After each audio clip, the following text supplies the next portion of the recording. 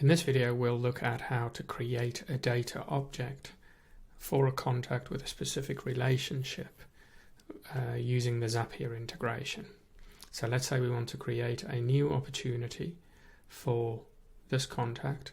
Let's say when a form is filled in or something happens in another piece of software, and we then via Zapier pass that information in here. So let's go over to Zapier. I've now already got my setup here from a previous video creating the contact, because one of the things we will need is the contact ID. And there's another video that shows you how to create a contact. There's also one for how to retrieve contact data. So depending on your scenario, when you create a contact, it tells you what the ID is, so you can then create the data object, or if you know the email address but not the ID, you can retrieve the ID using the email address. But in this scenario, we now know the ID. We're just going to go ahead and create a data object, an opportunity for that contact. So we'll go and get rid of this, and we'll add another step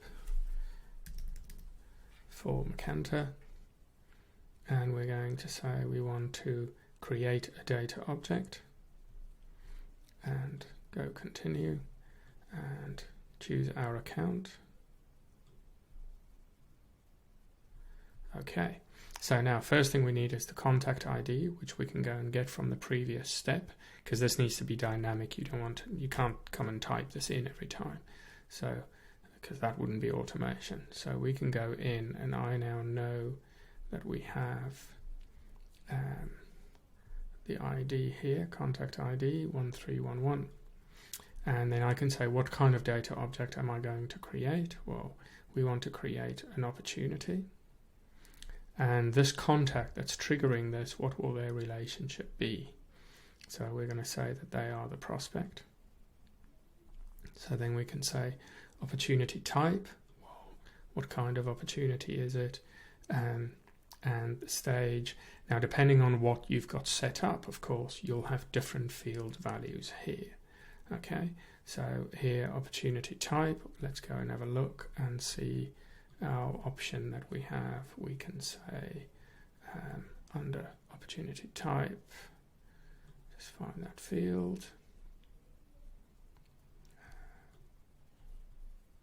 Here it is. Let's say we're going to go for white label in this instance.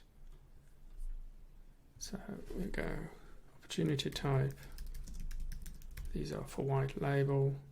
Now, of course, you can feed this information in dynamically from a previous step as well if the form is being filled in, anything like that. So we're just going to have that.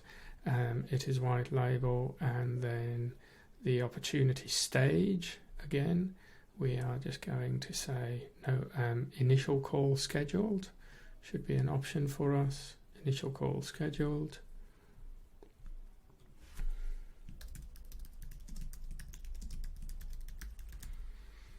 This could be what this is, and then description, details provided via web form, whatever that information might be. But again, you'll get that dynamically from the previous step that triggers this whole thing. So if you're not quite sure how Zapier does that, just rely on their extensive details for how that would work.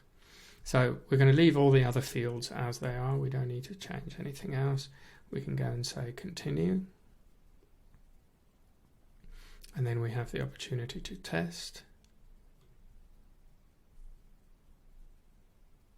And that comes through.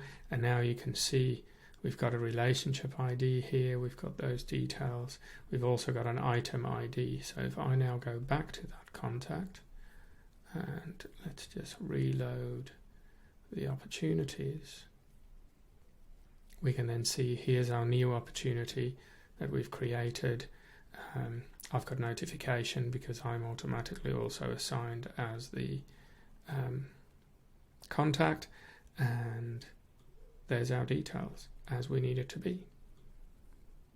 So that is then how we create a new data object using Zapier.